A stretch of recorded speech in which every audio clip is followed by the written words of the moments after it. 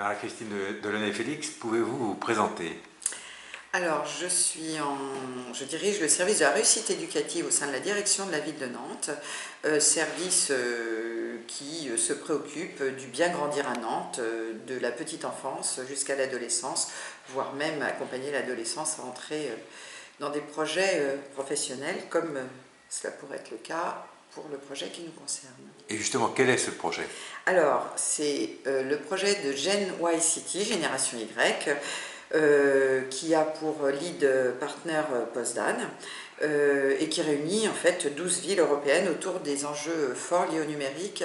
Et comme je le disais préalablement, depuis la petite enfance, mais jusqu'à cette créativité que peut présenter cette génération Y qui nous intrigue et nous passionne.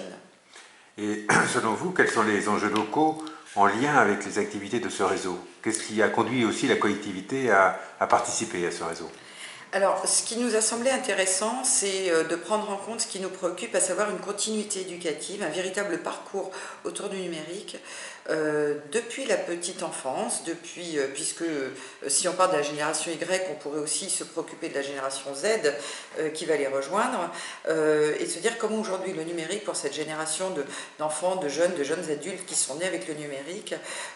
conduit à se projeter dans des projets qui deviendraient même une réalité professionnelle. Et l'intérêt particulier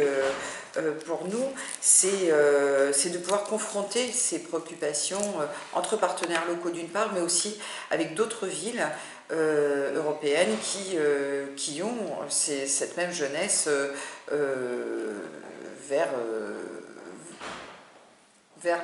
et comment on accompagne cette jeunesse vers une réalité autour du numérique. Et avez-vous eu l'occasion déjà de mettre en place quelques actions ou au moins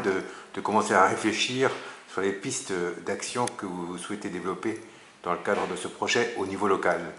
Alors, le projet de Gen YCT, pour nous, c'est d'abord, je dirais, une opportunité partenariale, puisque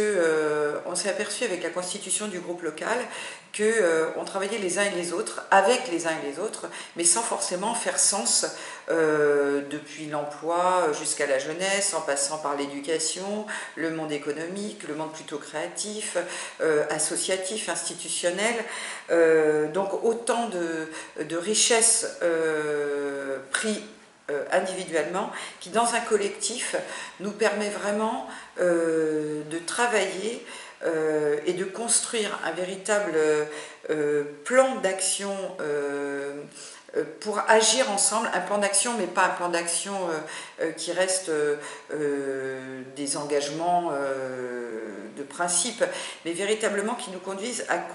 à avoir des projets qui prennent en compte cette continuité éducative dont je parlais, je dirais depuis la formation, depuis l'école, la formation des enseignants aussi, mais ensuite l'orientation des jeunes, comment faire de leur projet une réalité dans le monde économique, mais aussi dans l'épanouissement personnel et d'essayer de lutter aussi contre le décrochage par d'autres approches plus dynamiques peut-être que peut amener le numérique, mais aussi avec des populations aussi bien d'âge, d'origine aussi, de territoire, très diverses, très variées, et cette réunion de tous ces partenaires peut nous aider à conduire ça de façon très efficace. Et depuis le début de ce projet, avez-vous eu l'occasion de participer à une rencontre européenne? Oui, alors Torun nous a accueillis, Torun, je ne sais pas exactement la prononciation, nous a accueillis, donc c'est la ville de Copernic, qui déjà, rien que par cet illustre personnage, pouvait nous donner beaucoup de possibles,